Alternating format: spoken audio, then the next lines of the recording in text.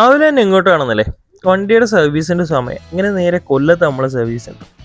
നേരെ ചെന്ന് N H കയറി ചെല്ലുമ്പോഴത്തേനും അങ്ങും എല്ലാം കുറേ പ്രശ്നങ്ങളാണ്. റോഡ് പണി കംപ്ലീറ്റ് ആയിട്ടില്ല, എന്നാൽ കുറേ കംപ്ലീറ്റ് ആയി നല്ല കണക്ക് കിടക്കുന്ന ഏരിയ ഉണ്ട്. കുറച്ചുകൂടെ മുന്നോട്ട് കയറുമ്പോഴത്തേനും ചെറിയ ഒരു ബ്ലോക്കും കാര്യം അങ്ങനെ അവിടെ ഒന്ന് പെട്ടുപോയി. തിരിച്ചു പിന്നെ എത്തുമ്പോഴത്തേനും നമ്മുടെ ഷോറൂം എത്തി.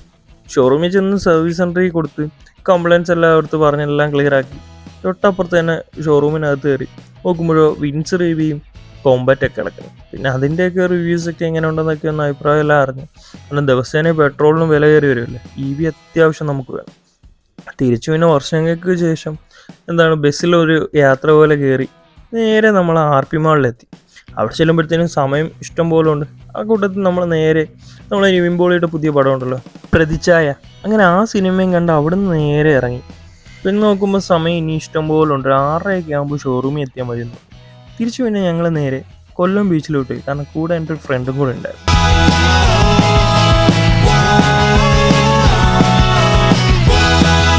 കാരണം ഇനിയിപ്പോൾ ബീച്ചിൽ കുറേ നേരം നിന്ന് കറങ്ങിയിട്ടൊക്കെ പോകുന്ന വെച്ചു. കാരണം എന്ന് വെച്ചാൽ സമയം ഇഷ്ടം പോലെ ഉണ്ട്. 6:30 ആകുമ്പോൾ ഷോറൂമിൽ ചെന്നാൽ മതി എന്ന് പറഞ്ഞു. അവിടെ ചെന്ന് അത്യാവശ്യം ചൂട് സമയം, നല്ല ചൂടും ഉണ്ടായിരുന്നു.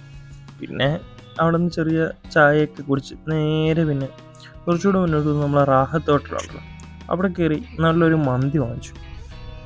ഹണി ചില്ലിയായിരുന്നു, അത്യാവശ്യം നല്ല ടേസ്റ്റ്, നല്ല സ്മൂത്ത്, നല്ല സാധനമായിരുന്നു. പിന്നെ അതെല്ലാം കഴിച്ച് അവിടെ നിന്ന് ഇറങ്ങി നേരെ ബസ്സിൽ കയറി ഷോറൂമിലെത്തി.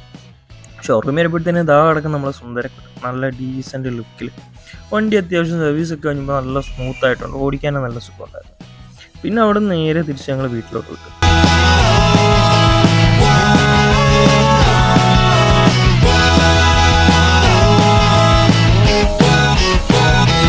കഴിഞ്ഞ് പിന്നെന്താ പോകുന്ന വഴിക്ക് കൂട്ടുകാരനെ അവൻ്റെ വീടിൻ്റെ ഭാഗത്ത് ഇറങ്ങി തിരിച്ച് പിന്നെ ഞാൻ നേരെ എൻ്റെ വീട്ടിലോട്ട് പോയി.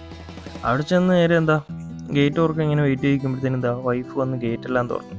തിരിച്ച് വണ്ടിയെല്ലാം അകത്തേക്ക് കയറുമ്പോഴത്തേനും ഒരാൾ എന്നെയും വീഴ്ത്തി അവിടെ നിൽപ്പുണ്ട്. അതിൻ്റെ ആഹ്ലാദ പ്രകടനം അവിടെ നടക്കും. പിന്നെ വണ്ടി ഇട്ട് ഞാൻ നേരെ അകത്തോട്ട്.